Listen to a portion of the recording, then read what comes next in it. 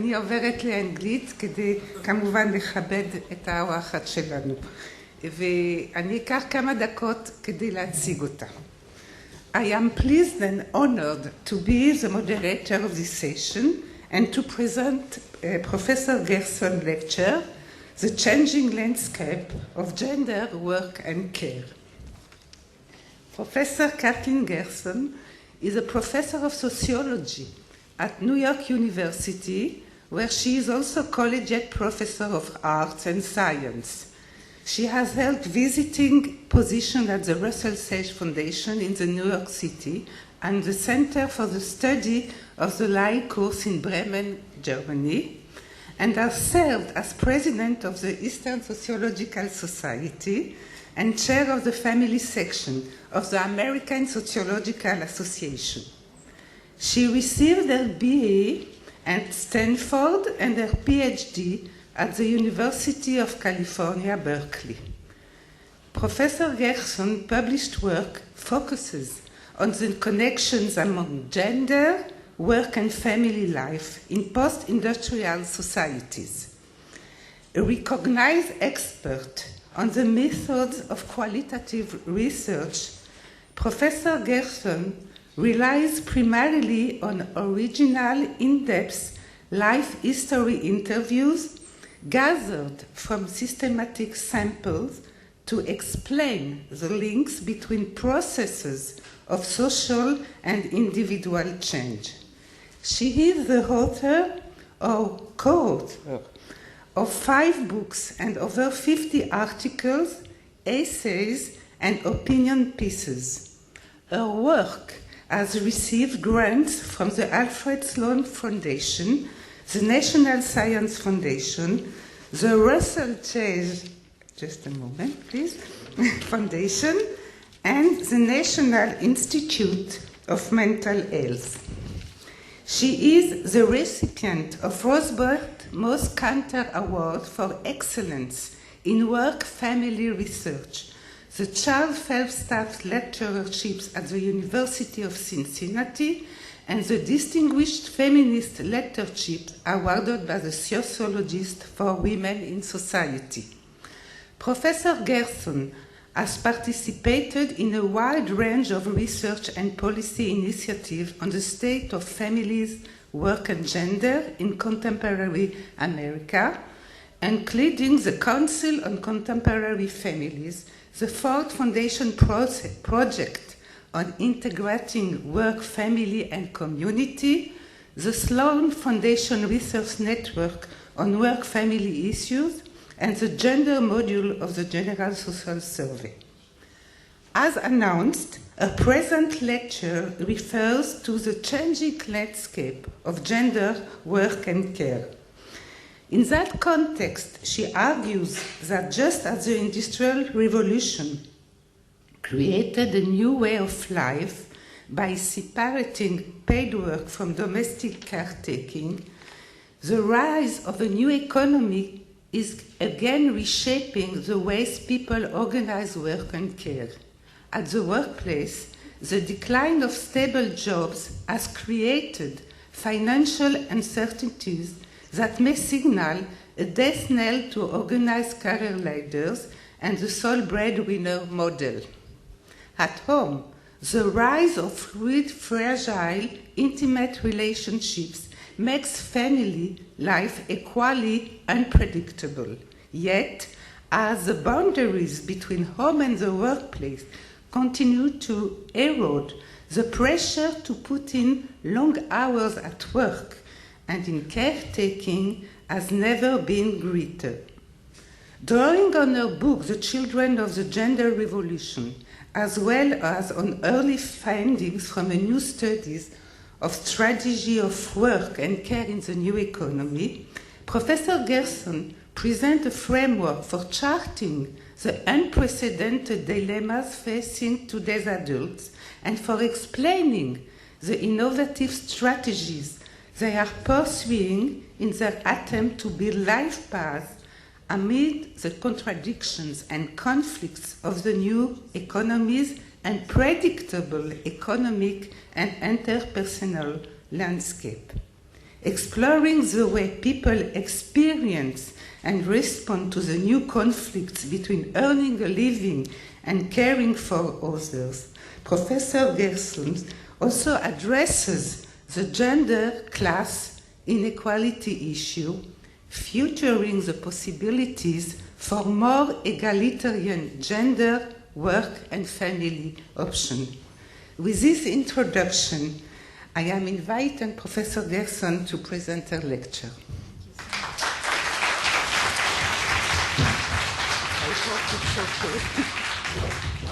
I hope it's okay. I hope it's okay. The technology is always the problem with these endeavors. Great. Let's see. Good evening. Can you hear me all right? Excellent. Well, where do I begin? It's such an honor and a pleasure to be here. I just want to thank everyone for asking me. I can't believe after all these decades, growing up a Southern Jew in the South in the United States, this is my first trip to Israel. So I'm looking forward to learning as much from you as perhaps I have to teach you as well. I'd love to hear your perspective on the global implications of the kinds of things that I've spent my life doing. But I increasingly find myself traveling around the world and touching on some shared, it's actually quite extraordinary how shared these issues are, especially considering that this is a revolution that's really been in the making for 3 decades at the most. So I can hardly wait to begin. I'll try to speak quickly. I did learn to talk quickly growing up, but I realize it's late in the day and you must be hungry and tired, so I'm not sure how quickly I'll talk, but I'll do the best I can. Also, let's see if I can master the technology. Okay. Well, and also I welcome comments and comments from the audience, although of course that will slow up us as well, but I certainly hope we have a chance to discuss these things. Try to get them through quickly enough that you can give me some of your insights from your society as well, since so much of my research is based on the U.S. So as I pointed out in the introduction, we're in the period of a remarkable, what I would call another great transformation. It's a pretty remarkable period in history to be alive, and for sociologists like philosophers, I suppose, that's a great gift. In many ways, we're moving from the Industrial Revolution to post-industrial revolution doesn't even quite capture the picture. It's really a high-tech information revolution as well. And it's fundamentally reshaping the ways that we spend our lives as men and women and as human beings. So what are the structural underpinnings of this revolution? Well, let's start with work. I guess in the end, so much of, as Marx pointed out, has to start with work. First of all, what is work? Work itself has been profoundly transformed to high-tech work, but also simply the service work that feeds the new economy. The second thing is who works. The gender gap in work participation, certainly in the developed world, but elsewhere as well, is beginning to disappear. And how is work organized? Work is no longer separated by location. The boundaries between home and workplace are as permeable as they've ever been, perhaps since the pre-industrial period. The shifting geography of jobs is not simply local, but global. Work is organized around the world, and we work with people around the world. Perfect, thank you. And finally, our work trajectories are under great transformation. We've moved from a period when the notion of a career, especially a male career, was the way we thought about work, to work as really being a fluid set of quote-unquote disposable jobs that may disappear at any moment, no matter where you are in the class structure. And finally, however, these larger changes are rooted in local conditions. The global consequences are always local, and of course we need to think locally as we think globally. Whether are you in the center or the periphery, although the question of what is center and periphery is changing dramatically. And what are the policy regimes, the cultural and collective regimes that define what work is? Is it something that we think of as embedded in a larger social system with collective support, or is it something we think of as based on individual reliance? I think I'd love to hear what's happening in Israel, but certainly in the United States, we have had a very hard time, even in the heyday of political and collective policies, of thinking of work as something that's part of the body politic in which both the risk and the opportunities are shared. So these are very global, large, abstract issues. Most of you in this room probably know these things. What I'd like to talk about tonight, however, are what are the consequences for these larger, irreversible, worldwide, mutually interactive changes, both for the connections between family and work and for the inevitable relationships between those connections and gender arrangements. And here I want to focus specifically on the US because it's the place that I understand and know most about. But certainly I want to hear how you think this either reflects or in some ways distinguishes itself from the conditions you face here. Perhaps the most important thing to say about changes in the US is that we are facing an erosion of job security and predictability that spans the class structure and in fact is beginning to force us to rethink what we mean by class, the overall class definitions, what we mean by inequality itself, even though we're beginning to talk about inequality again after many decades. We don't know what it means anymore because there's so little predictability and stability within class positions. The union movement in the US is greatly diminished. And the notion of the working class, middle class, organizational career, all of these jobs, by the way, structured in an industrial period for a primarily male labor force, are under great erosion. The other side of this equation we don't talk about as much, but which is deeply related, is the rise of personal unpredictability and insecurity in our private lives. So we have the rise of optional relationships. Relationships are to be self-fulfilling. We have a choice to either enter or not enter long-term relationships and to leave a relationship if one member decides that that isn't the best route for them. All of this undermines the fundamental gender bargain upon which the 20th century was built. You have a decline of the bargain between breadwinning husbands and caretaking wives. If neither jobs nor relationships have any kind of a long-term trajectory that one can count on, then the bargain between those partners no longer makes sense. Just some quick examples from the US. I have no idea how they compare to Israel. Should have done my homework, but I'd like to hear what you have to say. Breadwinner moms, those are women who are the mainstay, primary earners of their families, now account for 40% of US households under the age of 18. This consists of two groups: unmarried mothers who are raising their children alone, often with the help of a father, but certainly not the primary breadwinning father.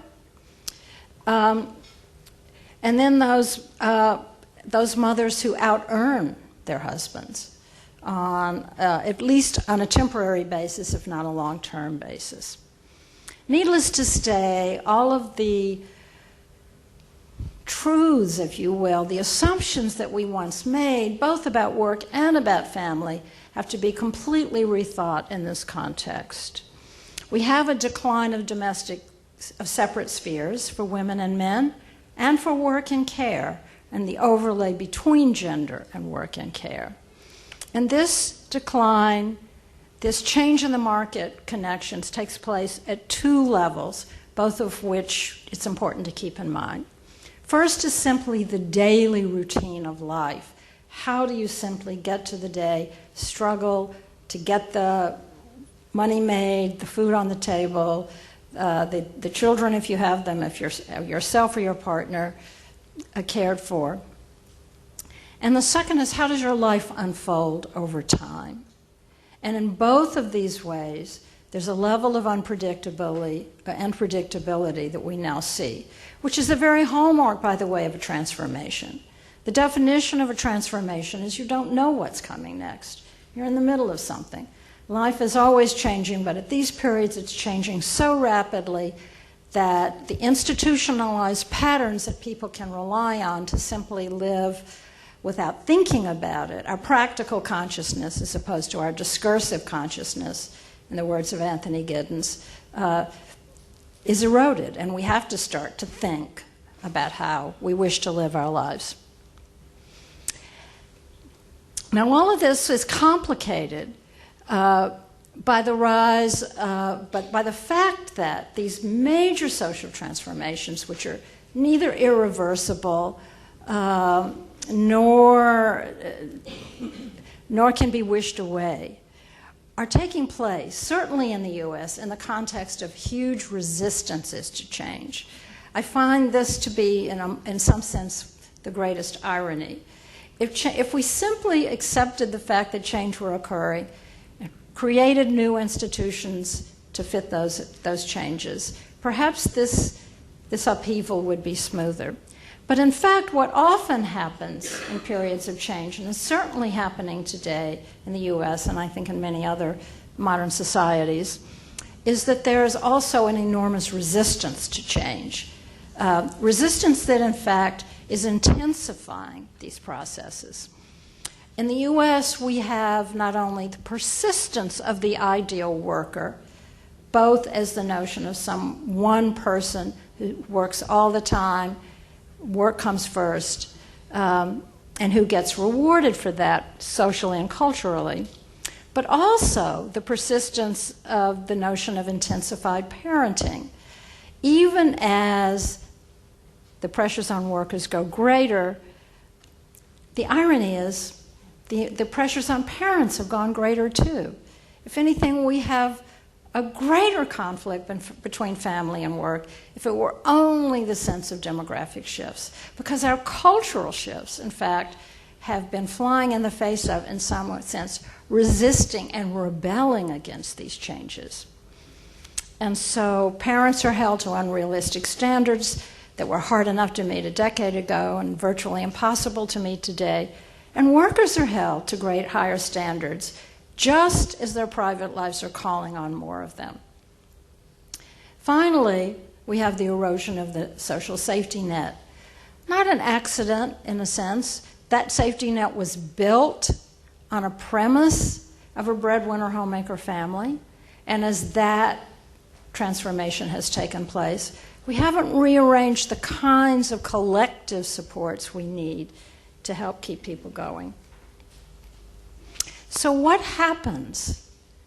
And I think this is a larger question than simply the historical moment we're in now. But the larger abstract question is what happens when social change, which is inexorable, unpreventable, finds itself conflicting with these heavy resistances that not only hold on to the past but intensify those pasts. What we have are new uncertainties and new contradictions that essentially erase the institutional pathways that ordinary people were once able to follow in their lives, for better or for worse. conflicts between greedy institutions, both of which want all of your time, even though it doesn't exist. Conflicts within ourselves, because we are constantly torn between those greedy institutions, and interpersonal conflicts in our lives as we try to negotiate those changes with the other people that we care about. Now, how do we make sense of these contradictory change? And again, this is a U.S. story. I'm curious to hear how it fits here. But ironically, or perhaps predictably, there have been two scenarios, both of which focuses on one aspect of change rather than the whole picture. The first is that we've hit the end of the gender revolution, that we're going to go back to an earlier period, a period when women were opted out of careers and men were resist domestic equality, domestic involvement, because they have fewer options. And so we simply say, okay, it didn't work, let's go back again. And that's a very popular view in the US. Ironically, there's another really popular view. It just turns out it's one that's completely at odds. And that's the one in which the picture is the rise of women and the decline of men. This view is one in which and mostly in terms of concern, women are outpacing women in education, in jobs, in aspirations, in earnings. We suddenly have a reverse gender gap, for example, in education, that people are quite concerned about. Not that they were concerned when the gender gap went the other way, but this is a concern. Men are confused and threatened by women's rising status, feel that they haven't been able to redefine notions of manhood in this sort of reversed world, and that the net result of this is what many, especially those who on the more conservative side of the political spectrum in the U.S., see as the rise of moral decline and unmoored individualism, that we no longer are able to make sacrifices for each other as it's every person for him or herself. The problem as a social scientist, of course, is that these are contradictory trends. You can't have one without the other. And if you proceed, and I think it's always a huge mistake to see social change in such linear terms, then you simply have competing, often political views where people are simply yelling at each other across the aisles without able to think about where do we go from here. I would suggest we need to reframe our understanding of these changes in a wholly different way, and that's what I'd like to talk about for the rest of the evening. And that is, we're not facing linear changes. What we are facing is a period common to great transformations in which the rise of these new forms has produced socially structured dilemmas that have no institutionalized resolutions, and which therefore require human agency, human intervention. Those rare moments, perhaps, in human history when everything is not predetermined. Ironically, because there's too much contradiction in what is predetermined, and that therefore we have to resolve them in various ways. Our received practices, for better or worse, have been undermined, and with innovative responses are required. There are no socially acceptable responses. They're, if you will, damned if you do and damned if you don't options in many ways. So the question in this context, and that's what I will spend the rest of the time here talking about, and with stories from my own research, is what are these emerging strategies? How are human beings faced with these intractable dilemmas that won't go away, but for which there are no collective responses? How are they developing resolutions, hopefully, and responses to these dilemmas? How are they connected to gender change? How do they reflect the institutional conflicts that we're facing? And I think most important, what hope do they give us for a better world in the future with resolutions for all of us in more humane ways? So just very briefly, because I don't want to spend too much time talking about my previous research, perhaps because I'm a bit bored with it, but just to set the stage, my recent book looked at the pathways of what I call the children of the gender revolution, who grew up in this period of social change. They didn't create it. They've inherited it. It's beyond their control. But they've done two things. They've watched their parents struggle through this period without really understanding that it was taking place.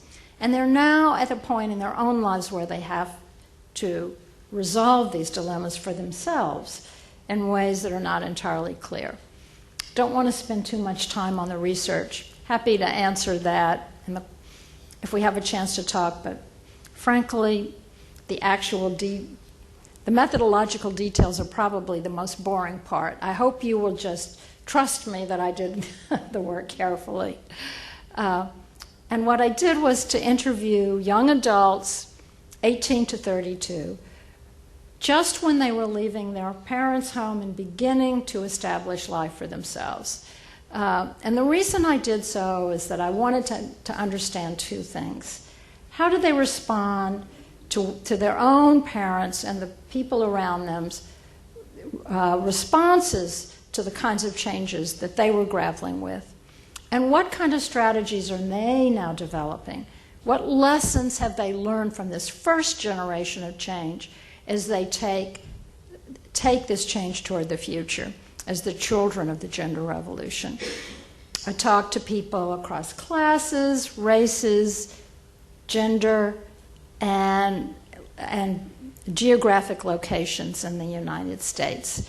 And as usual, for me, what I love to do is life history interviews that give me a sense of their own family experiences and trajectories, their outlooks on what those experiences taught them about their own lives, and then how they're negotiating this terrain as they enter adulthood and inherit a different set of circumstances and have to start developing their own strategies for the future. A picture of the book, because that's where the results are recorded. For those of you who are curious to get into the rich, rich stories that I can't possibly give to you tonight unless you were prepared to bring in your cots and your blankets and and hear all these as bedtime stories as you fell asleep. But I do want to point out some important findings that lead me to the next stage in this process. The first is, what are the contending ideal options? Having grown up in this period and thought about what their own possibility, what are the options within this world in which change is given, but the particular shape that your life can take provides you with some degree of choice. And what I found were three. Let me put them all up there quickly. The first is what I call neo-traditional, and this falls back on the notion that we're heading sort of backwards to the future. What I mean by that, however, and why it's neo and not traditional, is that this form of traditionalism involves a partnership in which everyone works. And by the way, we could be talking here both about same-sex couples and heterosexual couples. The key is that commitment to a long-term relationship remains paramount, but there's still a specialization of breadwinning and caretaking. The glitch is that that's true even if both hold paid jobs. So it's possible to imagine a world in which everyone is working because they have to, and these kinds of separate sphere arrangements still remain in terms of who's responsible for what. The opposite ideal type, if you will, is exactly that other moral decline argument. We're heading, the other ideal is self-reliance. If I can't count on a relationship to last, if I know that the future's unpredictable, the most important thing I can do is make sure that I can take care of myself, that I'm a whole human being that can do what a family was once supposed to do as a team. And that means even if I'm married, this is not just simply lifelong singlehood, I will still maintain that sense of my autonomy. Prepared to be on your own no matter where you may be now. Tomorrow you could be on your own, for women and for men. And then finally, there is what I personally, but I won't assume that everyone would agree with me on this, would be the gender flexible. And I say gender flexible rather than gender equality because the notion here isn't so much that everyone is equal, certainly in the sense that we all do the same thing every day and we divide it up as if we were accountants, making sure that we marked all the boxes, but that there's a flexibility, there's a give and take, that we don't build our lives around gender categories, but rather around two things. The notion that that people can be fluid in what they want, and that gender itself shouldn't be the organizing principle for who does what. So the value here is on the blending of work and care, no matter who you are, and also finding a lifelong commitment in which that blending is also shared. In some sense, the best values, if you will, that we still cling to, despite all these changes, that commitment matters, but so does autonomy, and that we need that it's possible to put those two together and to be who you are and still remain in a committed relationship. The problem, of course, which you'll see when I get into my current research, is that the definition of equality remains extraordinarily vague. It's such an easy word to use, and it's a hard word to disagree with, right? But we don't know what we mean by it. Does equality mean everybody does a half of everything, right? No matter what? Does it mean that we simply jettison gender itself as a category for deciding, and that somehow we find who we really are as humans and do that? Almost a Marxian ideal, just a very hard one to realize because it's hard to know who you are, and social contexts don't always make that so easy.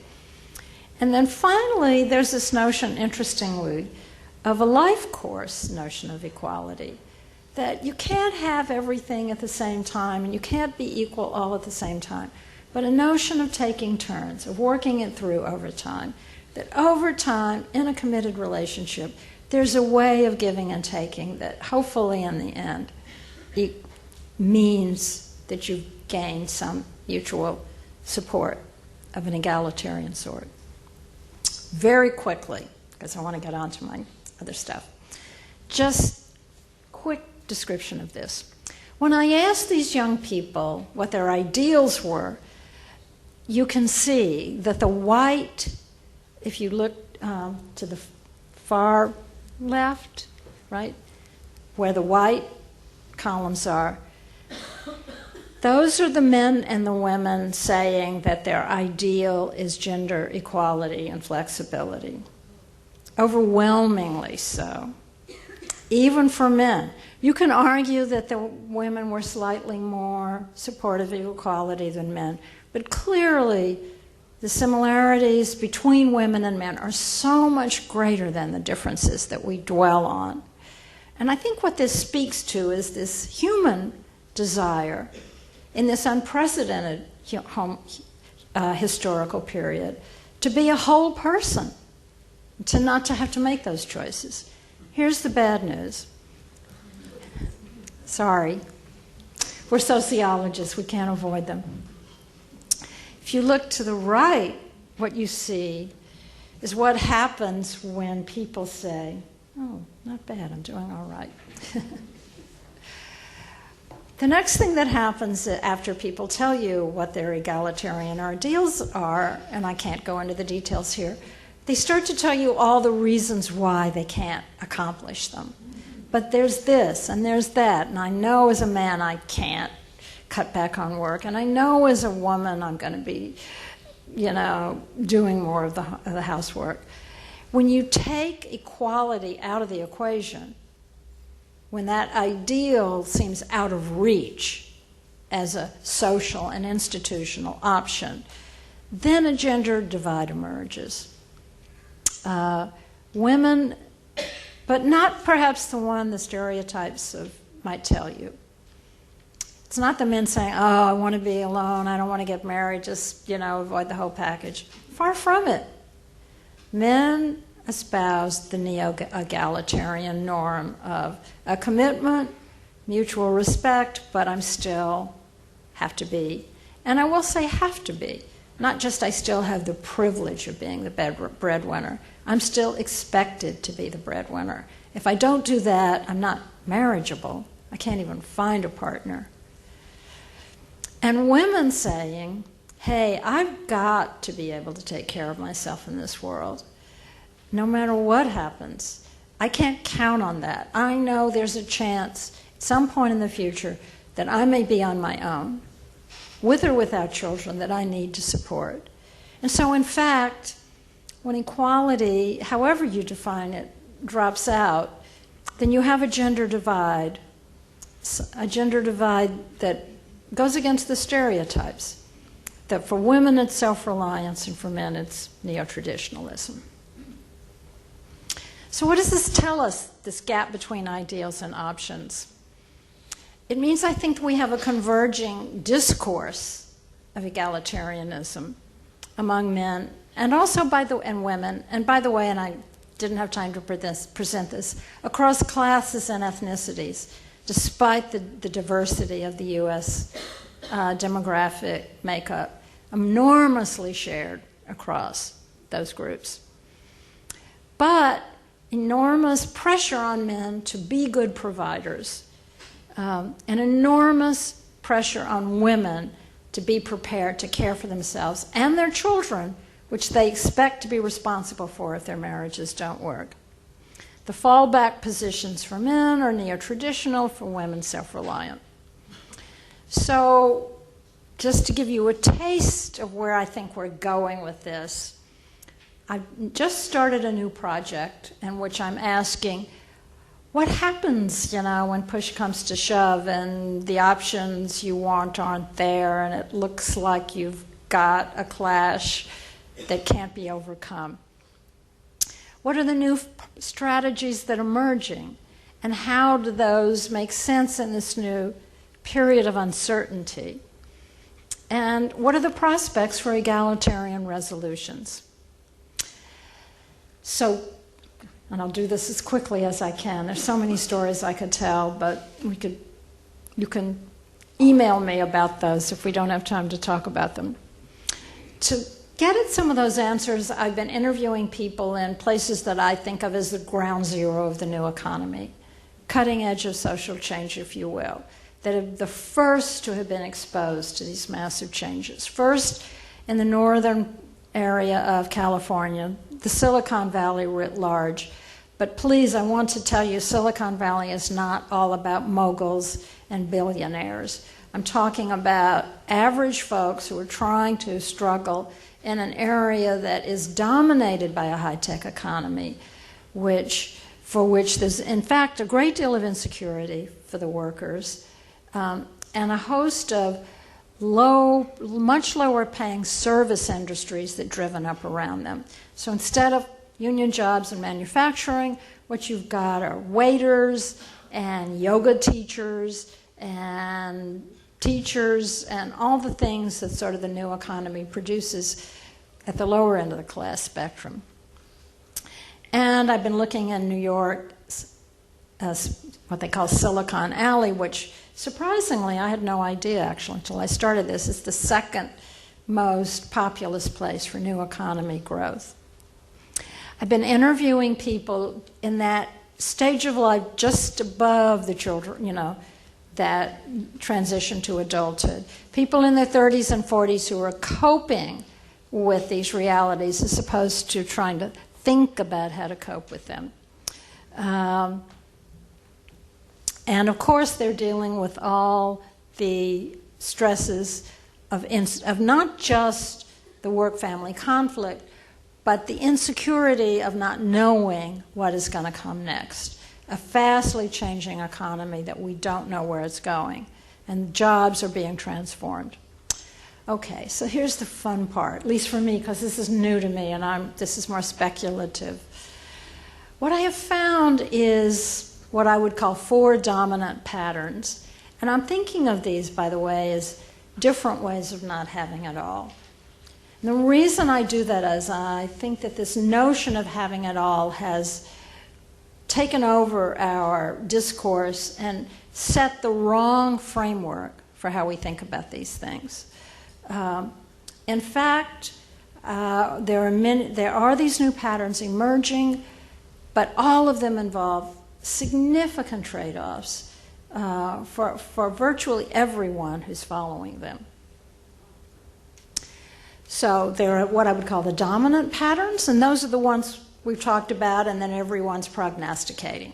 The neo-traditionals who are sort of reinventing the past in a new form, and the loners who are saying, to hell with it all, I'm on my own, collectivity is just not a viable option. But I've also found 2 what I would call emerging patterns, which I expect will continue to grow, and we're really going to have to start to think about it, that force us to think about gender in a new way and how we organize society. The first of those patterns is what I would call the uneasy reversers. People who, in fact, find themselves reversed. The women are the breadwinners. The men are the caretakers. And the second are what I would call struggling egalitarians. Those who are doing everything within their power, limited as that may be, to create something equal. But that, again, that's not nirvana, not in a context in which the system is somewhat organized against you. So just let me quickly go over these groups, and I don't have time to give you the richness of the stories of these people. I think the main thing to say about the neo-traditionals are that it's not what they set out to do. They wanted equality, but what they found were highly demanding, time-intensive jobs, not 9 to 5, not even 9 to 10. I mean 24/7. I mean your cell phone is on, your BlackBerry is on, your iPad is on. If you get a call in the middle of the night, you show up at the office, or you sit at your computer and do what needs to be done. And by default, the other parent, far more often than not the mother, becomes the full-time caretaker, regardless of what else they do, because someone's got to do it. How can you possibly, you become a separate sphere almost on steroids in this system. My examples are of a man and a woman who had a successful career, but whose husband's career was floundering, but because he got a great opportunity that she could not ask him to give up finally, finds herself the one at home and not being able to find a job. The second is a young man working for a global company. His wife was a physician, has cut back from her work to be with their young child. His boss tells him, if you're not here all the time, 24/7, I can hire someone in Russia for 1/3 the price. So you've got to make yourself, it's your choice. But this is the calculus that I'm under. So they're reluctant because it's not what they set out to do, but they have to meet the needs of their families. The going it aloners are the opposite of that. More often than not, it's because either relationships or jobs hit dead ends. Their job setbacks, especially for men, made them feel that they weren't marriageable, in the words of our language, because they couldn't bring to the marriage what our society requires. And so intimate relationships, ironically, even despite the work, become out of reach. The strategy there is to find other networks of help and care. My best example for Michelle, a woman was someone who was running her own company, in a relationship, suddenly found herself pregnant, but her partner was not interested in parenthood. And rather than deciding simply to not have the child, she decided, I'll do it on my own. It's that important to me.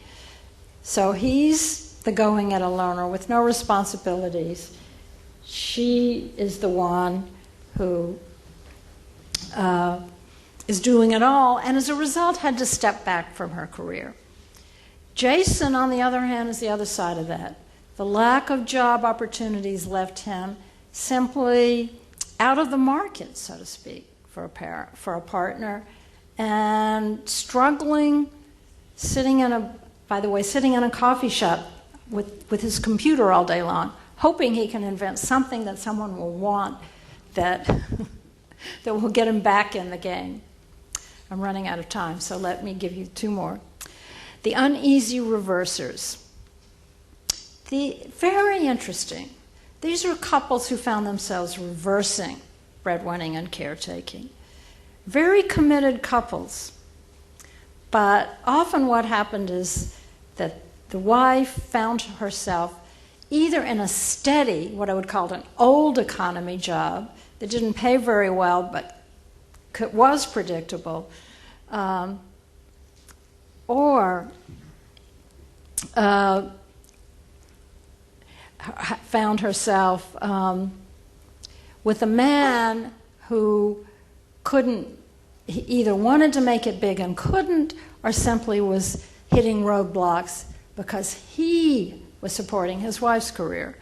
So Dolores, his husband, was extremely supportive as she was increasingly successful, until the point when he got kicked out of the labor market, became the primary breadwinner. A successful reversal in many ways, but enormous tension in their relationship. Adam relies on his wife's steady job, low-level administrative job, so he can go and play with hackers and hope to make it big, and take care of his child. But of course, people look askance at him like, why aren't you carrying your weight while your wife is doing all this work and you're playing around with coding and taking care of your child? So finally, the struggling egalitarians, and I'm getting there. In some sense, embody the ideal of those young people I talked to, of this is what they would like to have. But of course, what comes with the territory? Utter and total exhaustion. Either exhaustion or simply the foregoing of parenthood. Juggling two demanding jobs and trying to decide how they can keep it all together, including their relationship. Carmen, a working class woman who, by working hard as an administrator in a bunch of companies, that finally got bought by a very big company. Now she is doing very well. Her husband's a construction worker. Never had time for children. The good news is they've become the support group for the children of all those other people who were so busy or so down and out on their luck that they couldn't take care of their own children. So in since this, they're sort of the backup families for these other patterns. And then there's Danny, who has totally committed, ideologically committed to equality with his wife, but it involves not outsourcing care. They're both so committed to care and work that they're trying to do it all. They take turns working at home half time. They're totally exhausted. They can't imagine how they could have another child in this context, and yet they can't let go of their notion that if they're not good parents, if they don't do this, then they're not living up to their responsibilities to each other, to their children.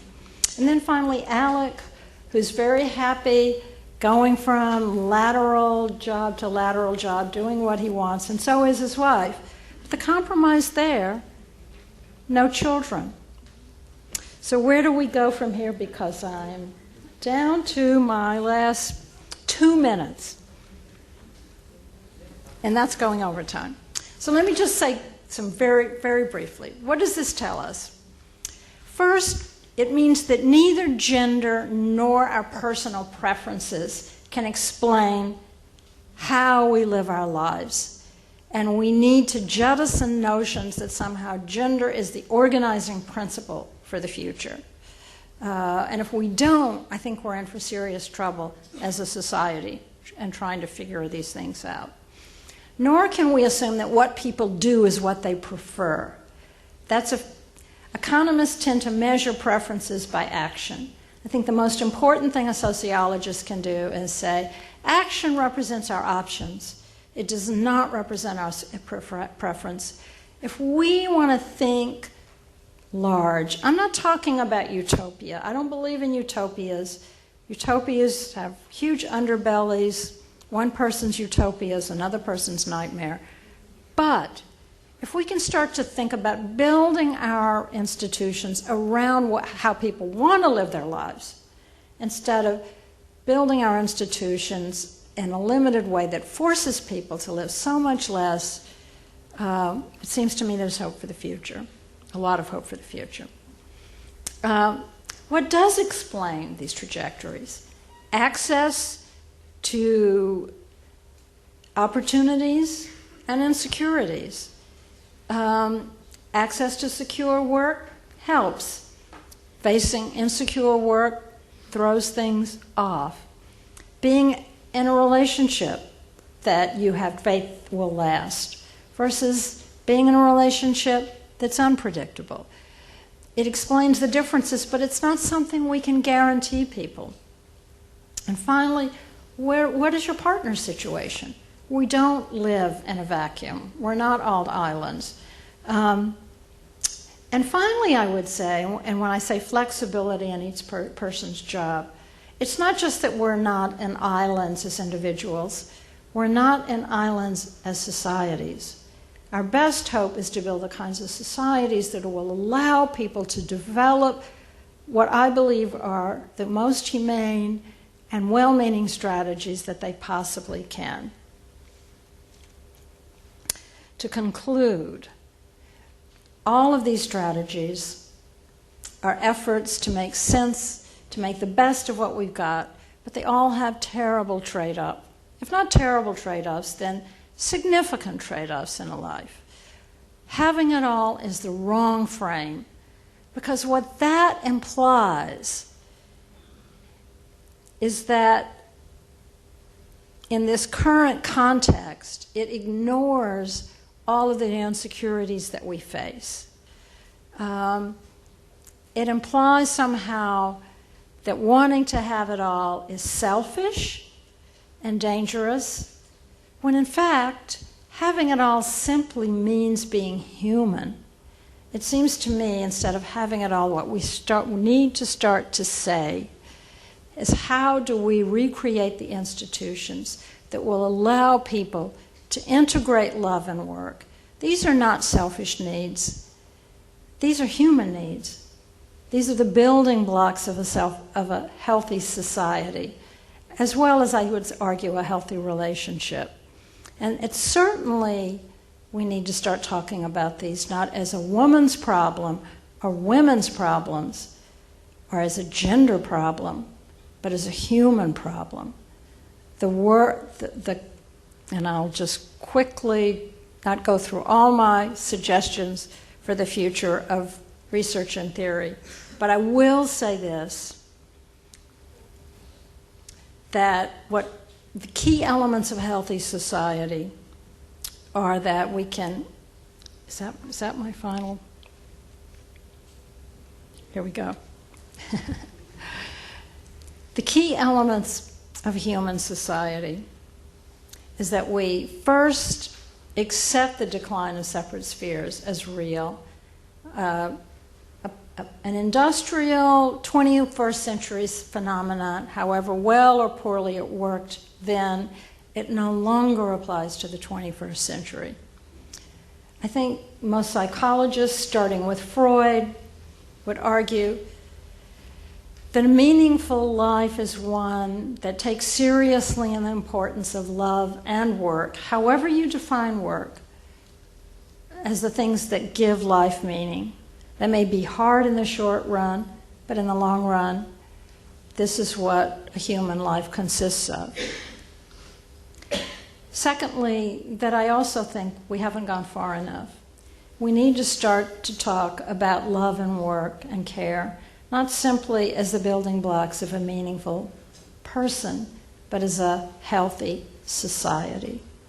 Those societies that are able to take these global changes and institute these kinds of principles that allow for people to live out this way, they won't only create healthy humans, they will create a healthy society. More and more research is showing us that, in fact, our notions of overwork, for example, are in fact undermining the health of our economies. So while I wouldn't want to argue that this vision is purely a practical one because the human aspects are important, I would argue that economics and human well-being and happiness and meaningfulness are not in conflict.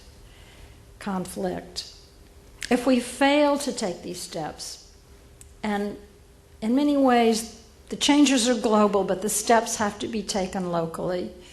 If we fail to take these steps, what we'll be doing is leaving individual humans on their own to build a patchwork quilt, which will suffice, but it will be inadequate. In the words of William Faulkner, collecting the Nobel Prize, I think it's important that we think about how to build a world in which human beings cannot just survive, but they can prevail. Thank you.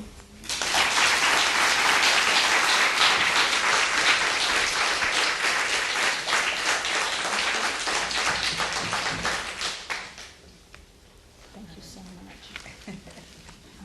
I've tried my best. You did very well. Thank you for this captivating lecture. We have some time to pick some questions, please, and present yourself if you can. No? You started out with the notion of agency, and it appears to be centered on the family and sort of familial relationships. And do you actually take the other component, which is the work or the industry, as given, as immutable in a sense? Good question. Or is there room for agency that will change that aspect as well? Good question. A very appropriate question today. Perhaps we talk about agency today because we feel so powerless in the face of work and the economy. And I didn't mention this here, and I don't know the history of the labor movement in Israel, but I can say this. There was a moment in human history when we didn't have the 40-hour work week, where we didn't have workplace health standards. So I think that, in fact, yes, there's great agency. There's the possibility for great agency and restructuring work, and just too much to stay and not enough time. For example, I think that what we need to start thinking about now are workers' rights that include limits on working time, and not just limits on work time at the office, but limits on when it is a proper, appropriate, and acceptable to invade someone's life with work. I couldn't tell you the stories of people who get emails in the middle of the night that they're expected to respond to. The new economy has to force us to rethink those, to fight those battles I think any economic shift forces you to refight the same battles in a different way. The difference, I think, between agency and your private and your public life, and maybe it's why I've spent so much of my life studying private life, public agency requires collective agency. And while we all, maintain some ability to make decisions about our private lives, the collective part is something we have to work on together. So maybe the question isn't what do we do with that collective agency, it's how do we begin to create it in an era when the whole notion of collective workers' rights is declining. And the answer, by the way, that I kept getting, and which I certainly think it applies in Israel, is it's a global economy now, and we can't fight these, we can't have these collective struggles locally, because then we lose out in the international economy. And that's a mind-boggling challenge, but I don't see how we have to face it. The good news is there's a lot of research coming out which actually does show that when people are happy and healthy in their private lives, it produces a healthy economy. Sort of one of the things that's interesting about the culture of Silicon Valley is they don't talk a lot about working hours. They don't make the strong distinctions between work and leisure that we've come to think of. But here's the underbelly. It sounds so utopian, right? You can play ping pong at work, and I saw all these rooms with guys playing video games, and you take your dirty laundry. Literally take your cleaning and your laundry, and you leave it up at the office.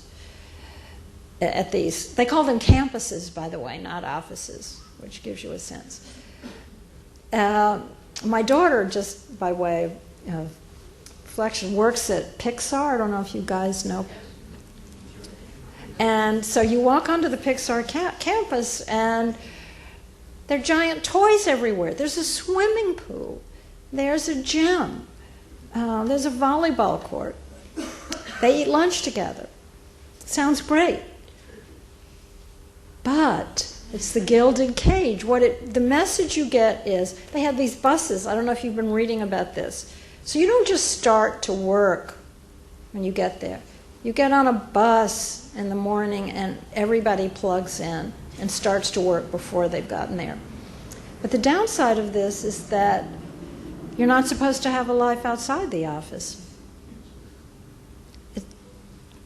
And the only thing they don't have, I had, I don't know if it was a privilege or not, but I toured a lot of these companies. The only thing they didn't have were beds. So the only thing you can't do at these places is sleep.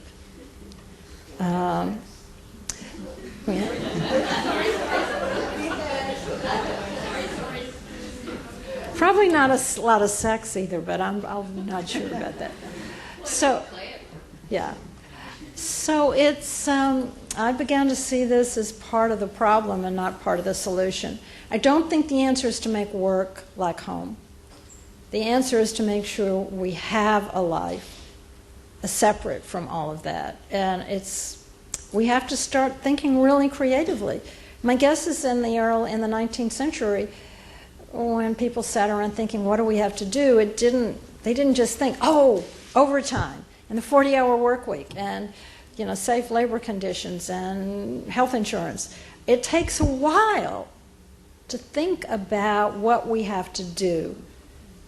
But it can be done and it will be done. I do believe that. I'm an optimist by demographic trends and political conviction. I think the combination of... This is a generation, by the way, that's aging. The other thing I kept thinking of as I was looking at these organizations, which I didn't mention here, they're a lot of very older, established, empty nesters at the top and young singles at the bottom. What happens when those people start to want to build families? Do they just get replaced by younger people, or do they really bring about a change in the organization? The good news, I think, is that because men are facing these same crunches, there's a chance here for a strong gender coalition. Any other question? No? Please, Dalia, present yourself. I'm Dalia Moore. Thank you for a very interesting talk. Really was. But I was just, one question. I was wondering if you don't have, maybe you do have some happy stories? You're not the first person to ask me that. Isn't that terrible?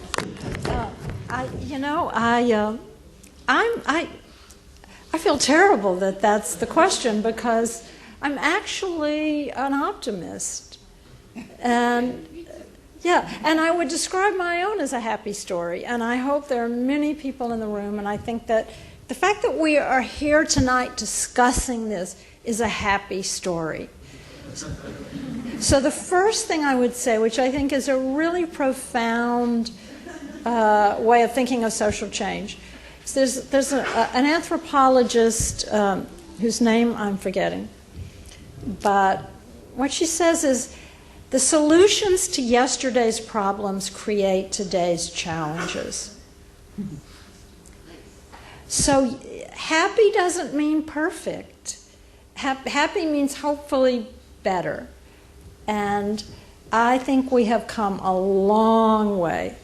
I personally, as I was saying in my interview today, there is no way I could have imagined when I started graduate school more decades ago than I care to admit that I'd be sitting here tonight. I think I'm not a determinist.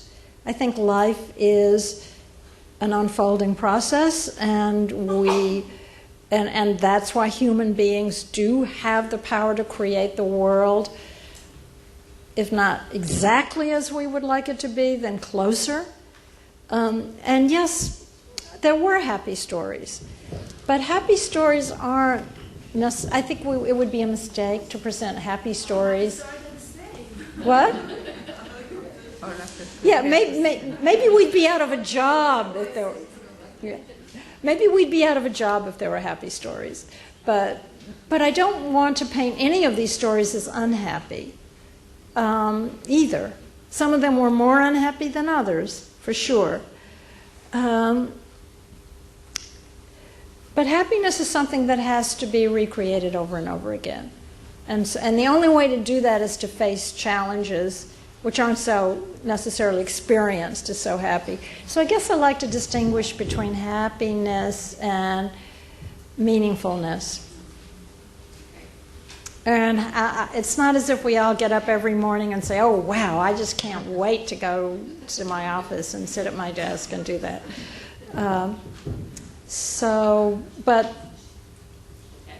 Yeah.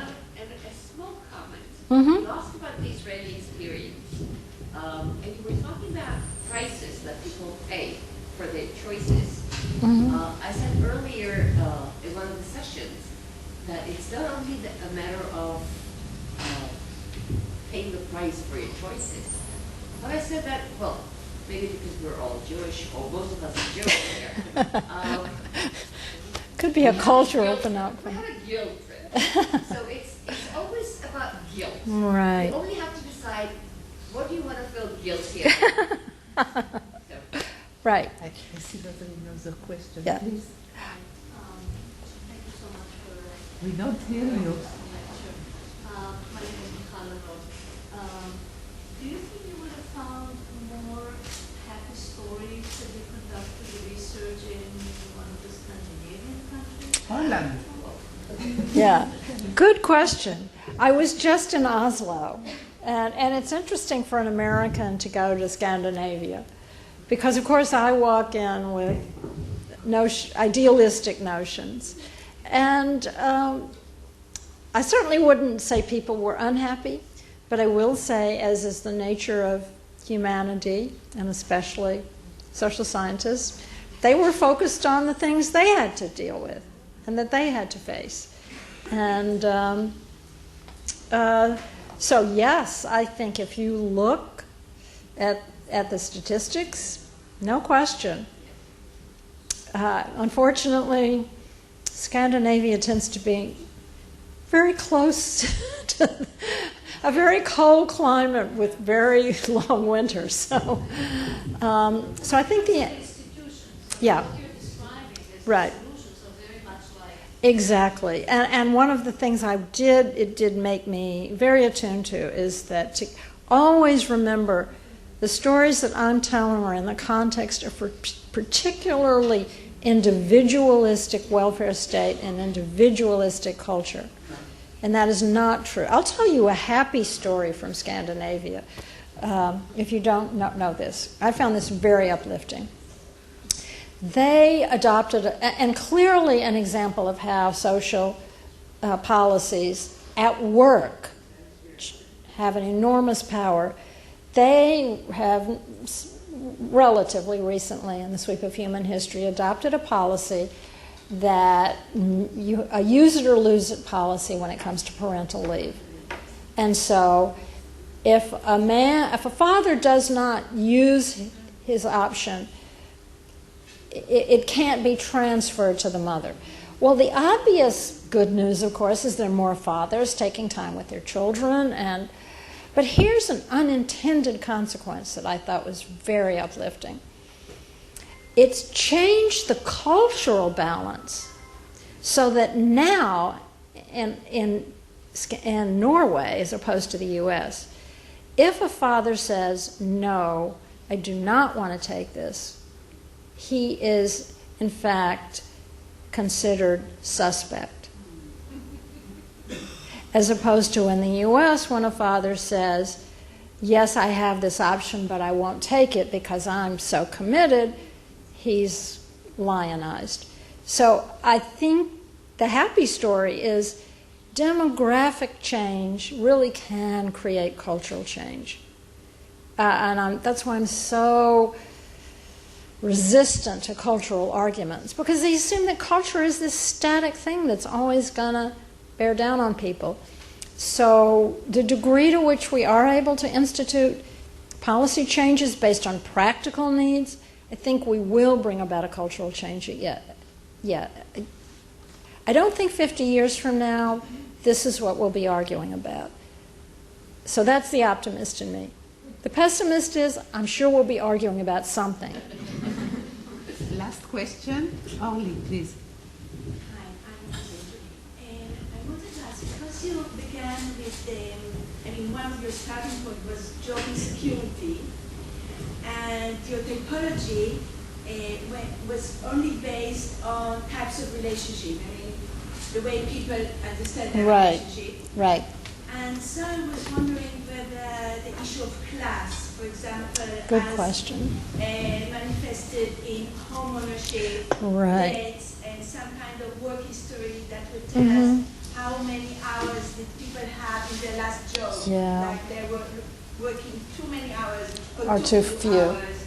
All these aspects, how did they come about in this typology? Very good question. I've actually done some work on this that no time to talk about, where a colleague and I discovered that economic inequality in the U.S. is increasingly related to time inequality. And we do make a big mistake when we only focus on people who have too much work or who have to put in too many hours. Because in fact, especially in the US, there's this increasing bifurcation between people who have all the advantages but too much work and people who don't have enough work. So we should never forget that. Although increasingly those people who don't have enough work are working 2 and 3 and 4 jobs, so that all adds up. I think the issue of class is another one of those issues that we're going to have to rethink.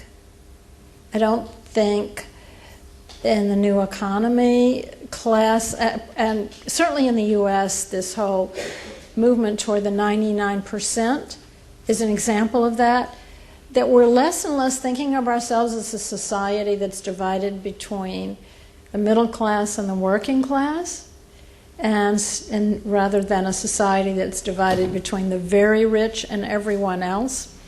And I think that's one of the consequences of job insecurity, that what once might have been the reserve of blue-collar workers and low-level service workers and minority groups is now very much a middle-class phenomenon. I actually think this presents a good political opportunity for people to start to see class more as a matter of whether you feel that you're in a temporary state or a permanent state. And as more and more people feel that I don't know where I'll be tomorrow, the notion of class gets a little changed. And there are fewer distinctions between the middle and the working. It's more the stable and the unstable. I don't know what personally to do with that yet, conceptually, but I do think it is a change that's taking place.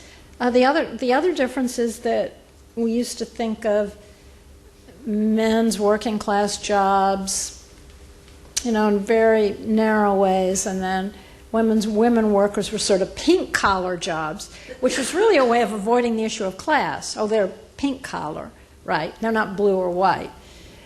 With the demise of manufacturing as a job category, we have to rethink what we mean by middle and service in essentially a service economy and an information economy. I know I'm talking too long, but just one quick insight that surprised me.